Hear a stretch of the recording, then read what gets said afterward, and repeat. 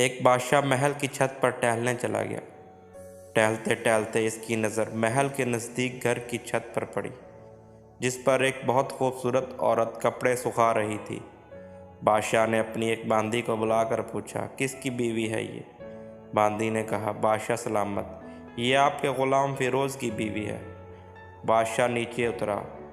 بادشاہ پر اس عورت کے حسن و جمال کا سحر سا چھا گیا تھا۔ اس نے فیروز کو بلایا۔ فیروز حاضر ہوا تو بادشاہ نے کہا، فیروز، ہمارا ایک کام ہے، ہمارا یہ خط فلاں ملک کے بادشاہ کو دے آؤ اور اس کا جواب بھی ان سے لے آنا۔ فیروز اس خط کو لے کر گھر سے واپس آ گیا۔ خط کو اپنے تکیے کے نیچے رکھ دیا، سفر کا سامان تیار کیا، رات گھر میں گزاری اور صبح منزل مقصود پر روانہ ہو گیا۔ اس بات سے لا علم کہ بادشاہ نے اس کے ساتھ کیا چال چلی ہے۔ ادھر فیروز جیسے ہی نظروں سے اوجھل ہوا، بادشاہ چپکے سے فیروز کے گھر پہنچا اور آہستہ سے فیروز کے گھر کی دروازہ کھٹکھٹایا۔ فیروز کی بیوی نے پوچھا، کون ہے؟ بادشاہ نے کہا، میں بادشاہ ہوں، تمہارے شوہر کا مالک۔ تو اس نے دروازہ کھولا۔ بادشاہ اندر آ کر بیٹھ گیا۔ فیروز کی بیوی نے حیران ہو کر کہا، آج بادشاہ سلامت یہاں ہمارے غریب خانے میں؟ بادشاہ نے کہا، میں یہاں مہمان بن کر آیا ہوں۔ فیروز کی بیوی نے بادشاہ کا مطلب سمجھ کر کہا، میں اللہ کی پناہ چاہتی ہوں آپ کے اس طرح کے آنے سے، جس میں مجھے کوئی خیر نظر نہیں آ رہی۔ بادشاہ نے غصے میں کہا، اے لڑکی، کیا کہہ رہی ہو تم؟ شاید تم نے مجھے پہچانا نہیں، میں بادشاہ ہوں، تمہارے شوہر کا مالک۔ فیروز کی بیوی نے کہا، بادشاہ سلامت، میں جانتی ہوں کہ آپ ہی بادشاہ ہیں، لیکن بزرگ کہہ گئے ہیں، شیر کو گرچہ جتنی بھی تیز بھوک لگی ہو لیکن وہ مردار تو نہیں کھانا شروع کر دیتا۔ اور کہا، بادشاہ سلامت، تم اس کٹورے میں پانی پینے آ گئے ہو جس میں تمہارے کتے نے پانی پیا ہو۔ بادشاہ اس عورت کی باتوں سے بڑا شرمسار ہوا اور اس کو چھوڑ کر واپس چلا گیا، لیکن اپنے چپل وہیں پر بھول گیا۔ یہ سب تو بادشاہ کی طرف سے ہوا۔ اب فیروز کو آدھے راستے میں یاد آیا کہ جو خط بادشاہ نے اسے دیا تھا وہ تو گھر ہی پر ہی چھوڑ آیا۔ اس نے گھوڑے کو تیزی سے واپس موڑا اور اپنے گھر کی طرف لپکا۔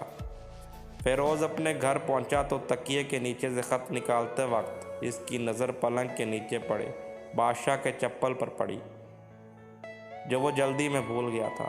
فیروز کا سر چکرا کر رہ گیا اور وہ سمجھ گیا کہ بادشاہ نے اس کو سفر پر صرف اس لیے بھیجا تاکہ وہ اپنا مطلب پورا کر سکے۔ فیروز کسی کو کچھ بتائے بغیر چپ چاپ گھر سے نکلا۔ خط لے کر وہ چل پڑا اور کام ختم کرنے کے بعد بادشاہ کے پاس واپس آیا تو بادشاہ نے انعام کے طور پر اسے 100 دینار دیے۔ فیروز دینار لے کر بازار گیا اور عورتوں کے استعمال کے قیمتی کپڑے اور کچھ تحائف بھی خریدے۔ گھر پہنچ کر بیوی کو سلام کیا اور کہا، چلو تمہارے مہکے چلتے ہیں۔ بیوی نے پوچھا، یہ کیا ہے؟ کہا، بادشاہ نے انعام دیا ہے اور میں چاہتا ہوں کہ یہ پہن کر اپنے گھر والوں کو بھی دکھاؤ۔ بیوی، جیسے آپ چاہیں۔ بیوی تیار ہوئی اور اپنے والدین کے گھر اپنے شوہر کے ساتھ روانہ ہوئی۔ داماد اور بیٹی اور ان کے لائے ہوئے تحائف کو دیکھ کر وہ لوگ بہت خوش ہوئے۔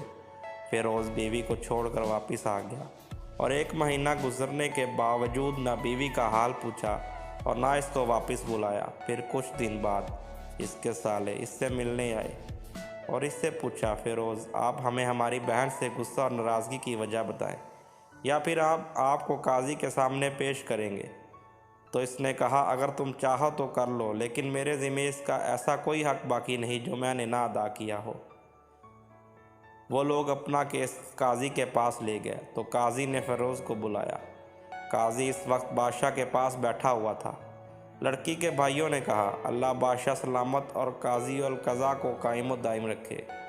قاضی صاحب، ہم نے ایک سرسبز باغ، درخت پھلوں سے بھرے ہوئے اور ساتھ میں میٹھے پانی کا کنواں اس شخص کے حوالے میں دیا تھا، تو اس شخص نے ہمارا باغ اجاڑ دیا، سارے پھل کھا لیے، درخت کاٹ لیے اور کنویں کو خراب کر کے بند کر دیا۔ قاضی فیروز کی طرف متوجہ ہو کر پوچھا، ہاں تو لڑکے، تم کیا کہتے ہو اس بارے میں؟ فیروز نے کہا، قاضی صاحب، جو باغ مجھے دیا گیا تھا وہ اس سے بہتر حالت میں نے انہیں واپس کیا ہے۔ قاضی نے پوچھا، کیا اس نے باغ تمہارے حوالے ویسے ہی حالت میں واپس کیا جیسے پہلے تھا؟ انہوں نے کہا ہاں ویسے ہی حالت میں واپس کیا، لیکن ہم اس سے باغ واپس کرنے کی وجہ پوچھنا چاہتے ہیں۔ قاضی ہاں فیروز تم کیا کہنا چاہتے ہو اس بارے میں؟ فیروز نے کہا قاضی صاحب میں نے باغ کس بغض یا نفرت کی وجہ سے نہیں چھوڑا، بلکہ اس لیے چھوڑا کہ ایک دن میں باغ میں آیا تو اس میں نے شیر کے پنجوں کے نشان دیکھے، تو مجھے خوف ہوا کہ شیر مجھے کھا جائے گا، اس لیے شیر کے اکرام کی وجہ سے میں نے باغ میں جانا بند کر دیا۔ بادشاہ جو ٹیک لگائے یہ سب کچھ سن رہا تھا اور اٹھ کر بیٹھ گیا اور کہا فیروز اپنے باغ کی طرف امن اور مطمئن ہو کر جاؤ، واللہ اس میں کوئی شک نہیں کہ شیر تمہارے باغ آیا تھا، لیکن وہ وہاں پر نہ تو کوئی اثر چھوڑ سکا، نہ کوئی پتا توڑ سکا اور نہ ہی کوئی پھل کھا سکا۔ وہ وہاں پر تھوڑی دیر رہا اور مایوس ہو کر لوٹ گیا، اور خدا کی قسم میں نے کبھی تمہارے جیسے باغ کے گرد لگے مضبوط دیواریں نہیں دیکھی۔ تو فیروز اپنے گھر لوٹ آیا اور اپنی بیوی کو بھی واپس لے آیا۔ نہ تو قاضی کو پتہ چلا اور نہ ہی کسی اور کو کہ ماجرا کیا تھا۔ کیا خوب بہتر ہے اپنے اہل و عیال کے راز چھپانا تاکہ لوگوں کو پتہ نہ چلے، اپنے گھروں کے بید کسی پر ظاہر نہ ہونے دو۔